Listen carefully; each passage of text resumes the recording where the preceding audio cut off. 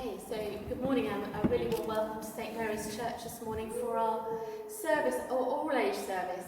It's really lovely that we can gather here in church.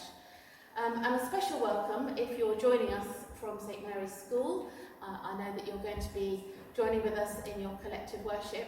And this morning we promised that we would say hello to Tuppence, who is at home with her mum and dad, going to be watching us on the screen a little bit later on. This is the first time of doing a live recording from church, and so we'll see how it goes, but it's just great to be able to worship together here in church.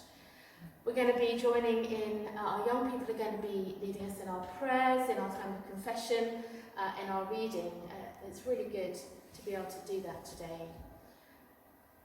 And our theme is all about Jonah. Last week we looked at Jonah chapter 1. We heard how Jonah ran from God, and we heard right at the end of that chapter of chapter 1, we heard how God provided a whale and Jonah found himself being swallowed up by the whale. And today we're going to be thinking about how Jonah prays from inside the belly of the fish. See what kind of prayers he comes up with. But as we begin this morning, let's pray together on our opening prayer. So it begins. Together we come to worship. We thank you for each other. Lord, speak to us today and help us to know Jesus more deeply. Amen.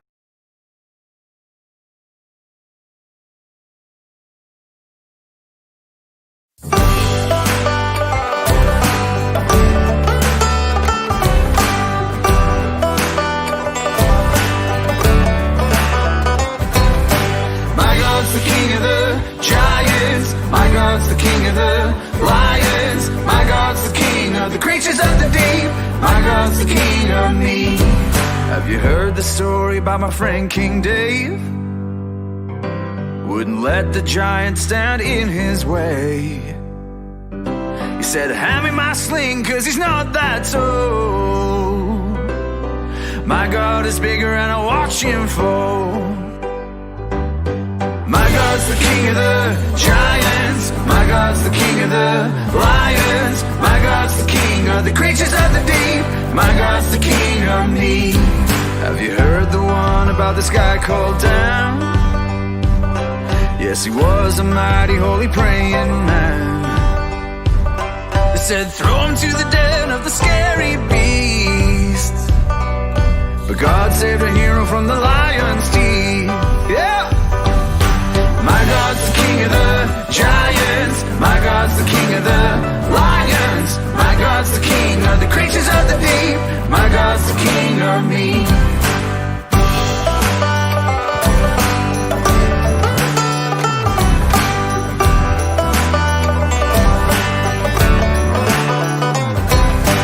This is more than history, you will do the same for me. Like Jonah and the whale at sea, when I'm lost and afraid, all alone in the dark, you're with me. Oh, you're with me. My God's the king of the giants, my God's the king of the lions, my God's the king of the creatures of the deep, my God's the king of me. My God's the king of the giants, my God's the king of the lions, my God's the king of the creatures of the deep, my God's the king of me. My God's the king of me. So now we're going to have our reading, and Theo is going to come and bring us our reading this morning from Jonah chapter 2.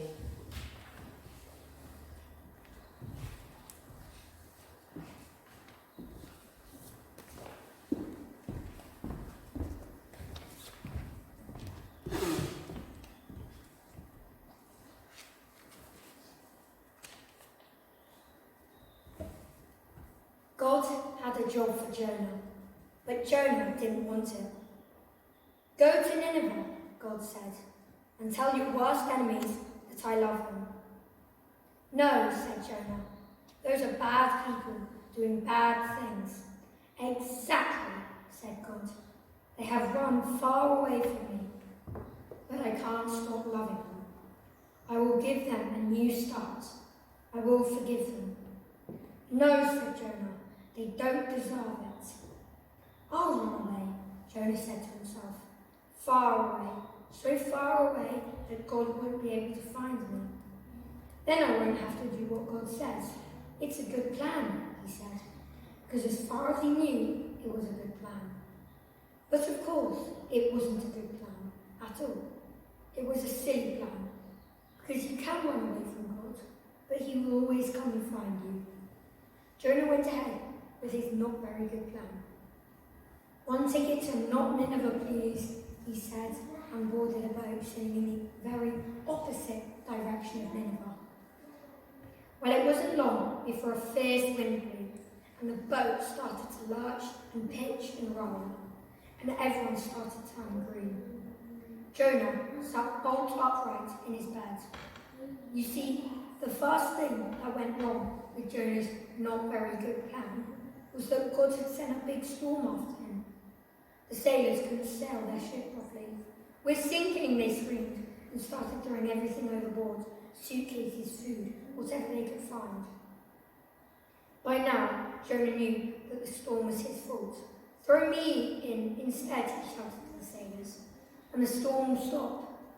The sailors weren't sure. It's the only way you can be saved, Jonah cried.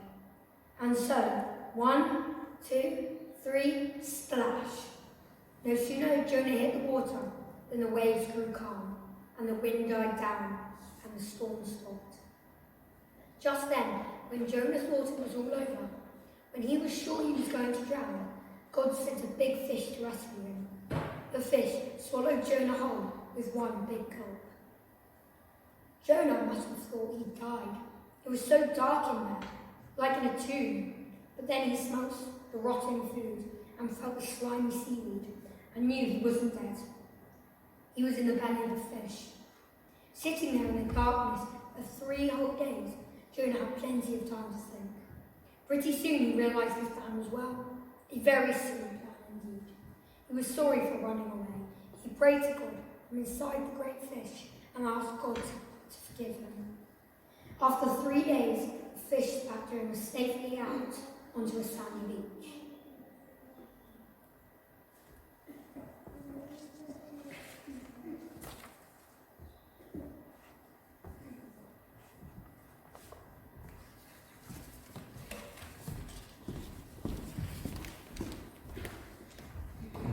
Thank you very much, Theo. That's brilliant read. And that's from the Storyteller's Bible, and it's a really good way of hearing the story again, isn't it, from last week and this week. So, Jonah is inside the whale. And you remember, we've just heard in our story that Jonah gets a call from God to go and speak to a country called Nineveh. And the people of Nineveh are living by their own rules. They didn't really care about God. They just wanted to go their own way. And God saw this. And he needed someone to go and give them a message. And so who does he choose? He chooses Jonah. And Jonah decides that he's quite comfortable where he is. And he doesn't really want to go and do what God has asked him. And so he hops on a boat and tries to run away from God. It didn't work. God sent a big storm, and in the end Jonah was tossed overboard, and the winds and the waves calmed down, and God provided a big fish to swallow Jonah whole. Can't really imagine that, can you? A great big fish coming and swallowing us up whole. And Jonah sat inside this fish for 3 days and 3 nights. Can you imagine it? Do you think it was a bit like this? Smelly, disgusting, full of seaweed. Jonah couldn't go anywhere. I think we just think it's a nice, neat place, but it doesn't look very nice, does it, inside the belly of the fish?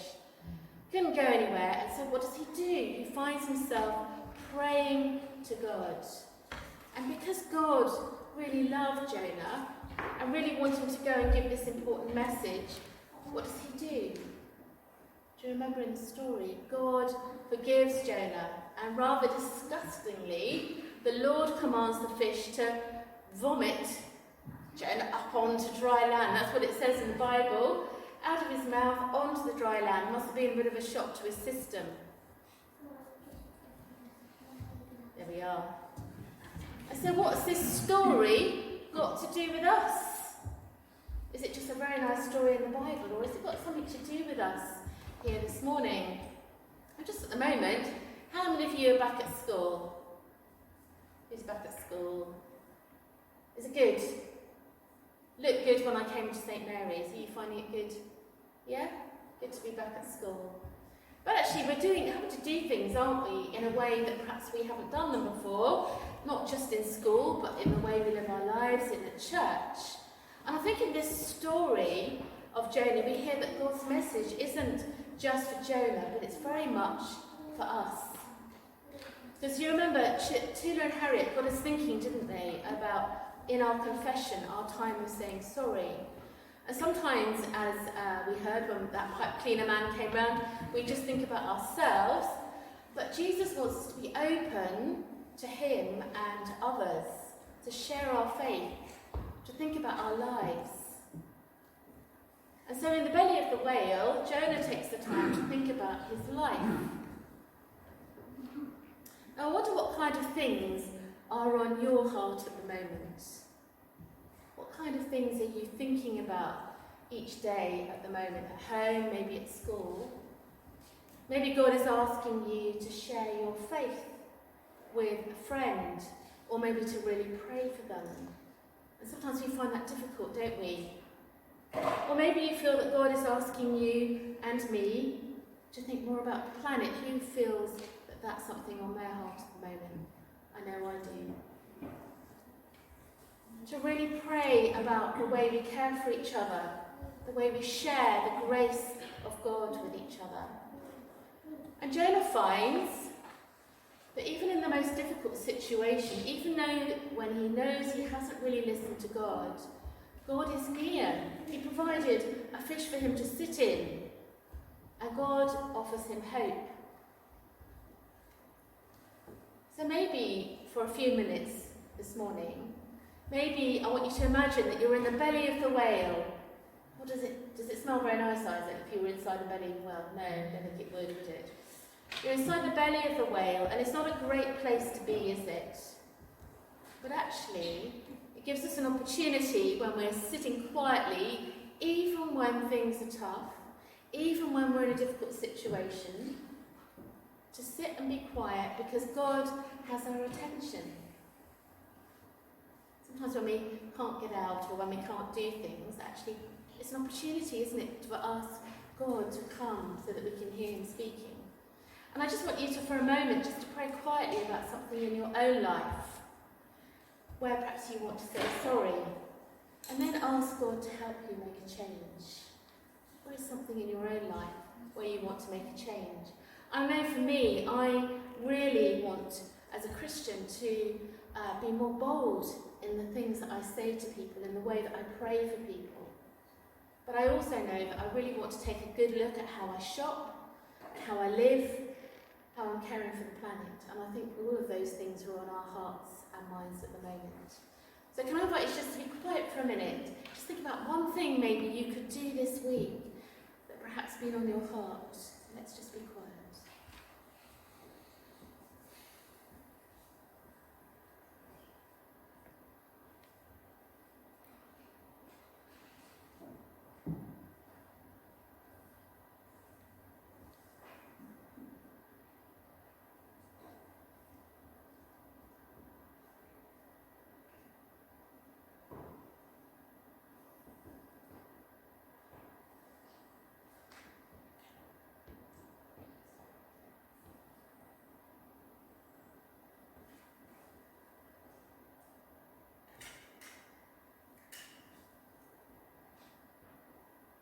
And so as you think about that one thing, maybe for this coming week, that prayer can be, you just keep that prayer in your heart. And God says he will help us.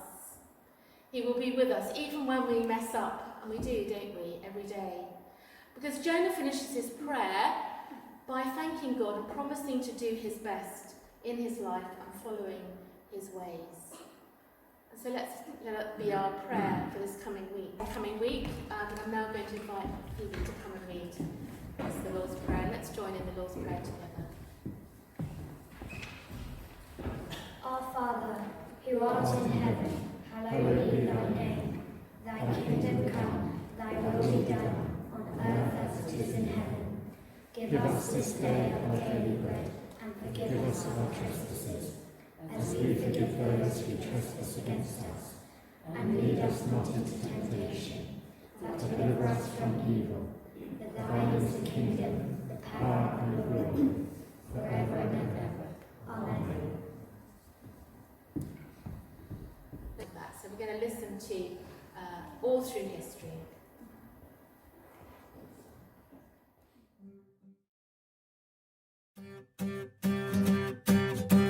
Noah built the most enormous boat that kept the birds and animals afloat. The Lord was good, the Lord was strong, and Noah lived his life for him.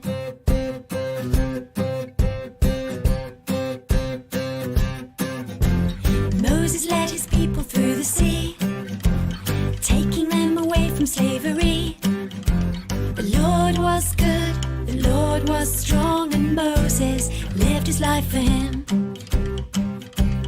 Oh, thank you, that all through history you were faithful. Thank you, oh, thank you, that you are just the same when it comes to me. When it comes to me.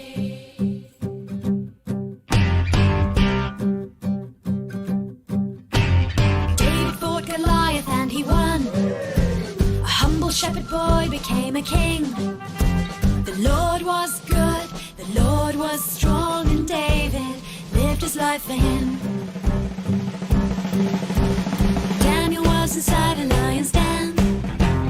God brought him to safety once again. The Lord was good, the Lord was strong, and Daniel lived his life for him.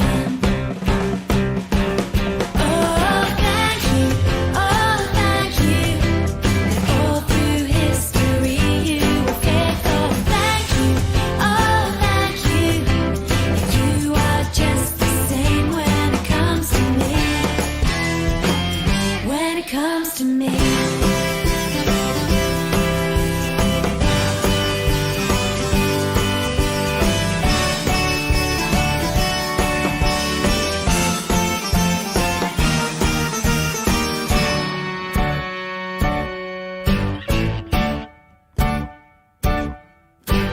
Jesus died to take away our sin, so we could get to know our God again.